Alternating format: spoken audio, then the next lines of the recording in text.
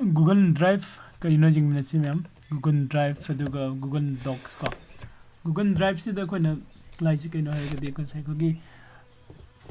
koina document ko koi hujukti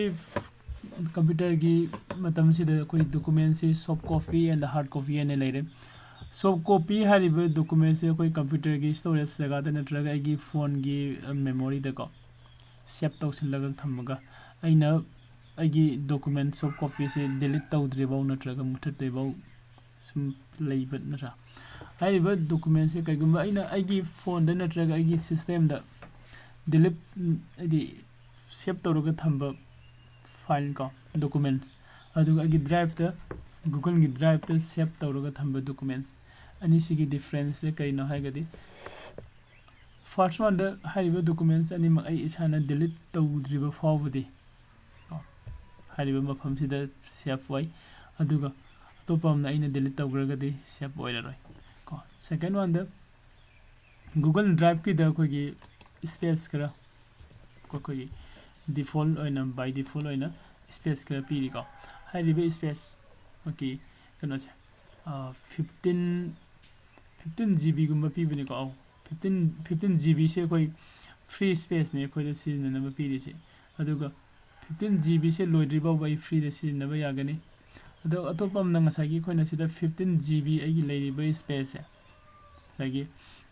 memory haitare si GB se kaino hagadi RAM gido nate ko koina mobile da yawriba khugi RAM se nate sigi GB sina koina data store to wajaba mafam ne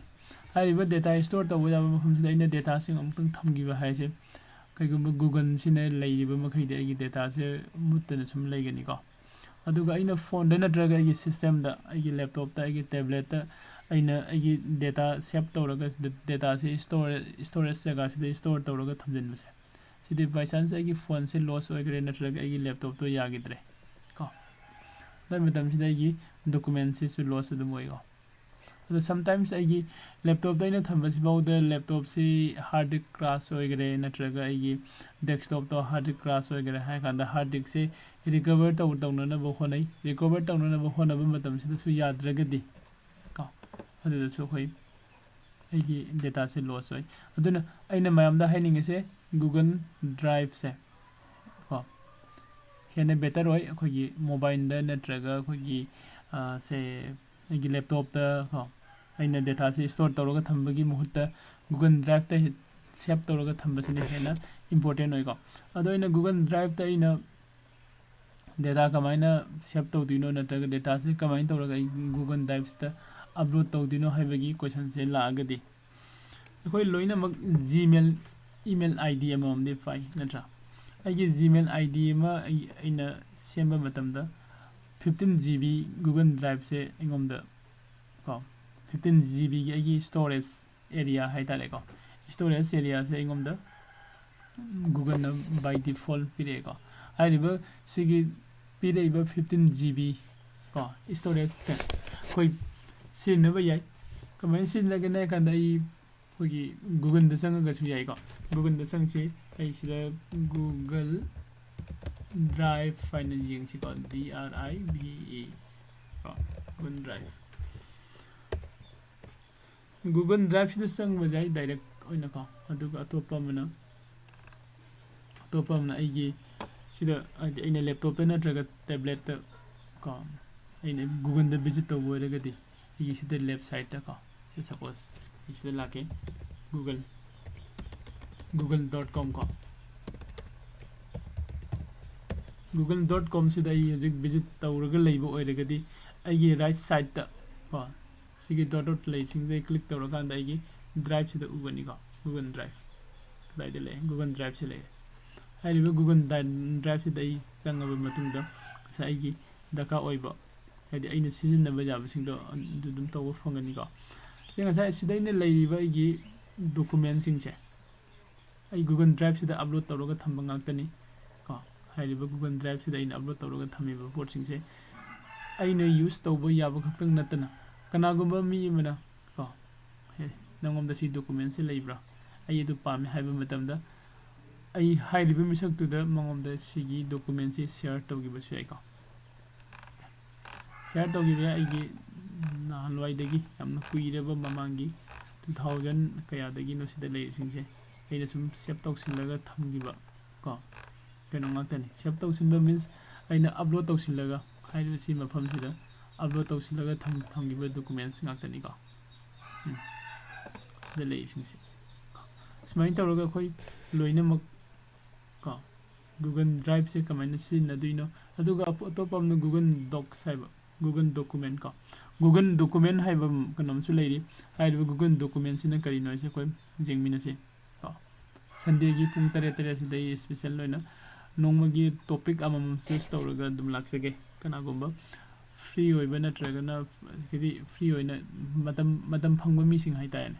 को live ते सुम join तौसिंबिरा पयाइ नत्रगना interest होरगदी को अदु हाइबसिगे drive सिदा अखोइना आइगी file अम upload तौरगा थमनिंगे को अदुइदादि सिगे माइ drive से सिदा चंगबियो माइ drive ते चंगा सिदा फाइल अपलोड लै अदुगो फोल्डर अपलोड सुलै ओके फोल्डर अपलोड सुलै अदुगो फाइल अपलोड सुलै फोल्डर हाइगदी मी अखोइ मी यामबदि जति खंगे लोइना फोल्डर हाइदि बास्केट कुमने अखोइ कैगुम खरा हापसिलगा थंबा याबो अखोइना बास्केट द के दवे नत्रगा अखोइगी मैतै लोन अखोइ जेंदाइगा हाइबदु जेंदाइदा पोसै हाबगा पुबसु नत्रा अदु अखोइ उपु हाइरसे बॉक्स का उपु सिदा अखोइ फिरोन हाबगा खोलगा थमे नत्रा दाइन तौरगा सिगी फोल्डर से सिदासु अखोइना आइगी फोल्डर अमा सेमगा हाइबा फोल्डर दै कनो से थमबसु याइबको अदु फोल्डर से सपोज सिदा अनोबो फोल्डर अमा सेमसि न्यू फोल्डर को न्यू फोल्डर सिदा मसी से डेट क्यानो 3 जुलाई नि को 3 जुलाई 2022 हाइनै ममिंग थोनगे हाइबा इना सिदा सेम गरिबा फोल्डर से आइगी सिगी ड्राइव मनुंग सिदा लामने 3 जुलाई 2022 को से ओपन तौसे सि मनुंग से हजि कमता लैते नत्रा सिगी ड्राइव सिगी मनुंग सिदा हजि कमता लैते हाइबा सिगी आइगी फोल्डर मनुंग सिदा इना कैगुम डॉक्यूमेंट अमा अपलोड तौनिंगगदि को सिदा क्लिक तौबिरो ओपन लेरे फोल्डर लेरे अते अते के लेगे यंगबिरो दुम को शेयर तौबो यानी कनादा शेयर तौदिनो को शेयर की लिंक फंगनी शॉर्टकट ड्राइव की मनुंग शॉर्टकट सेम यागनी को मूव तौबो यानी करब फोल्डर की मनुंग मूव तौदिनो हाइबसिगी फोल्डर सिमा पुल अप डाउनलोड तौथोके हाइबसु यागनी को ए रीनेम तौगे यानी अदुगा मुथर के रिमूव तौगे हाइबसु यानी एको अदु ओपन विथ हाइबसु लैरि अदु हाइबसिगी फोल्डर मनुंग से सिदा इना आइगी कनोमा हाबनिंगे को डेटा अइना डेटा नत्रगा फाइल अमा अपलोड तौनिंगे खलसे साइगी सिदा आइसे सिदा चंगे को अदुगा आइगी अपलोड फाइल्स लै जिंगसी को अपलोड फाइल्स लेरे हाइरेबा अपलोड फाइल्स की मनुंग से लागा आइसे सिदागे फाइल अमा को सेलेक्ट तौरे फाइल सेलेक्ट तौरिबा फाइल से आइसिदा ओपन तौरसे अपलोडिंग वन आइटम हाइरि सिदा को अपलोड तौबो लोइ गरे को अपलोडिंग स्टार्टिंग अपलोड कितंग तपे नेट से को अपलोड तौरी दो अपलोड तौर कान सिदा लाकनी हुरैना फाइल दो सिदा शिफ्ट तौसिनबसु यागनी को सि अपलोड तौगरे सिदा इना हुजे अपलोड तौगरिबा आइगी मथागी हुजे के फाइल से को अपलोड तौगरिबा फाइल से सिदा लैरे को सिगे फाइल से मतम खुदिंग मक्ता आइना डिलीट तौद्रिबा बावबा हाइतायने आइना हयेंग स्पेस से सेलेक्ट आइना डिलीट तौरदि तौरे नत्रगदि को आइगी जीमेल की अकाउंट से लैरिबा मखै सिगे फाइल से सिदा सेफ होइना लैगनी को कनागुम्बा मीदसि शेयर तौबा यागनी नत्रा अदुगा ख्वाइदगी बेस्ट को अखोइना गूगल ड्राइव को सि अखोइना कंप्यूटर की ताम द हुजिकान दि क्लाउड साइन लाइ को क्लाउड त अखोइना स्टोरेज कनो से लौरगा स्पेस से लौरगा कोई डेटा स्टोर तौसिलगा थंबा याय को सुमाइन तौरगा कोई क्लाउड कनो से मैम अम लैगरे हाइरिबा क्लाउड सिंगी मरक्ता गूगल की सिसु अमने अदु गूगल की ड्राइव से कोई फ्री द 15 GB नि फंगी से मैम को अदु ngसाइगी सिदा लैरिबा कनो से आई ओपन तौरे खलो आई कनो से खितंग खक्ता बिको से open with aduga download later ko print tawbasu yare aduga move to haibasu yauri ko si move to sidai sangaga kadai da move tawba yabasu yengchi agi net si am tape ko adu move to se la kan da ina sigi 3rd July se select tawre aduga move file organizing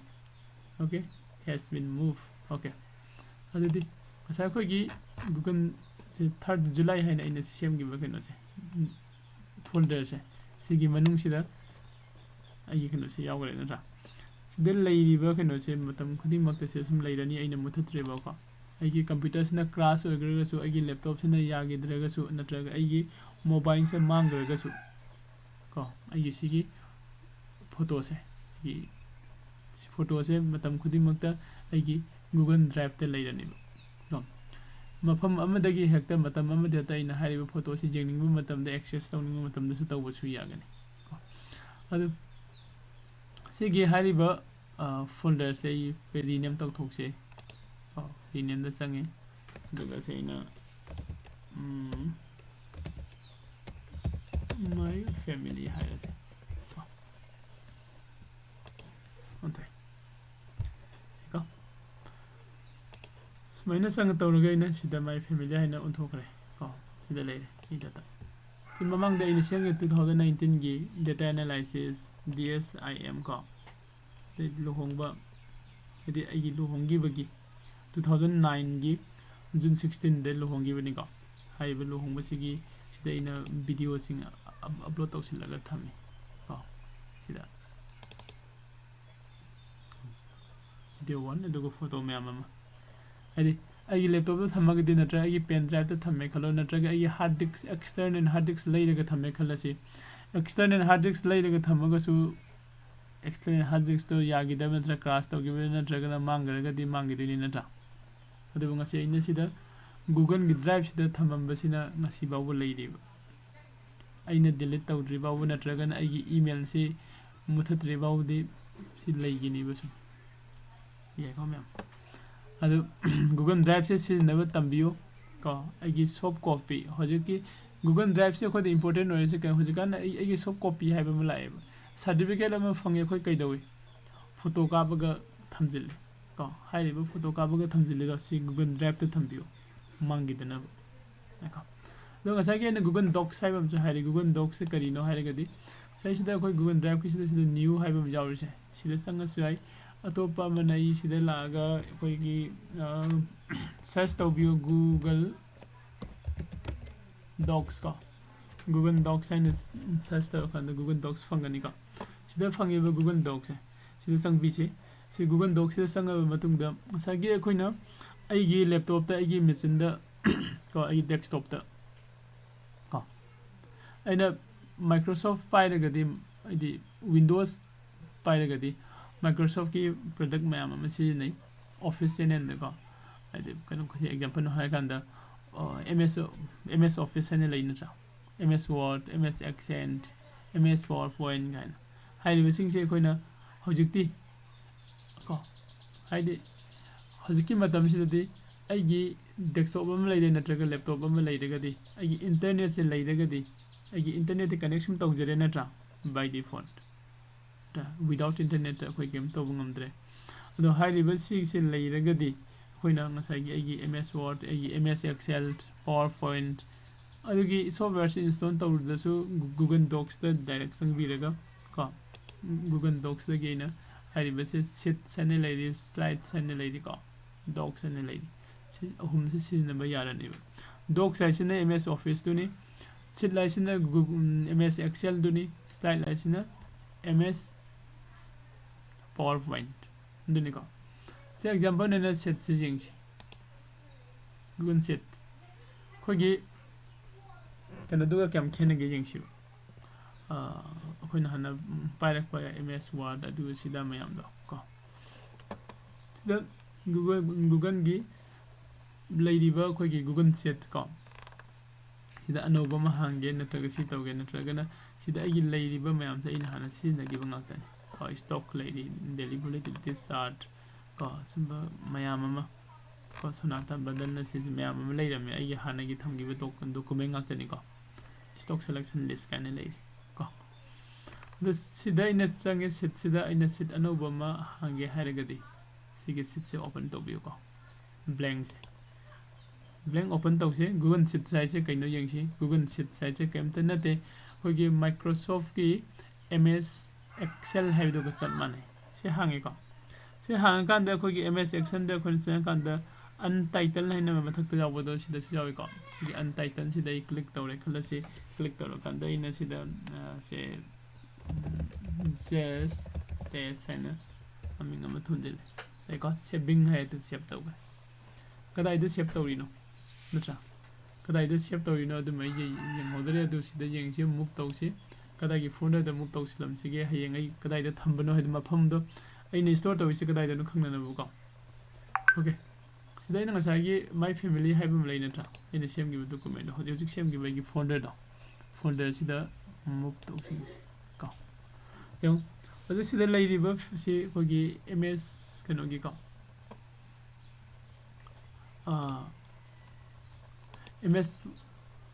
ms excel haitare ms excel gi feature do sida su ayam na loina fangani ko aduna koina daily use da kai gumba ina se suppose agi dukan ama leire khala se grocery dukan ko natragana se any ai chemist ama leire khala se ai chemist gi medical gi pharmacy gi software se sin na dire khala se ai action da I data mayam se manage tawre ne khala se ko ado ai gi system du da gi data manage tawraga thammiba ai gi excel file do mangraga di natragana ko gi system jagi dire dai kamai to ko aduna hariba conditions da su ko ni sigi ko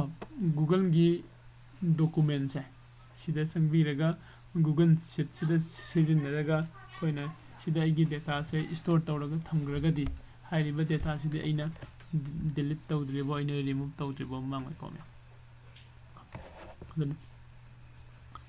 ai hariba sigi google data ko edi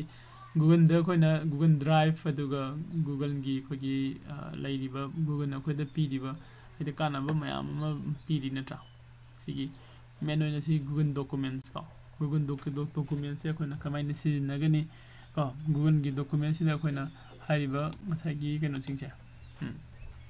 google document google sheet google slides ka singse si mayam se koi karamba mong da kamai na si nagadagi haibi sigi matang hidai Sunday khudingi pung tare ta topic ama pura laksage me khanamina si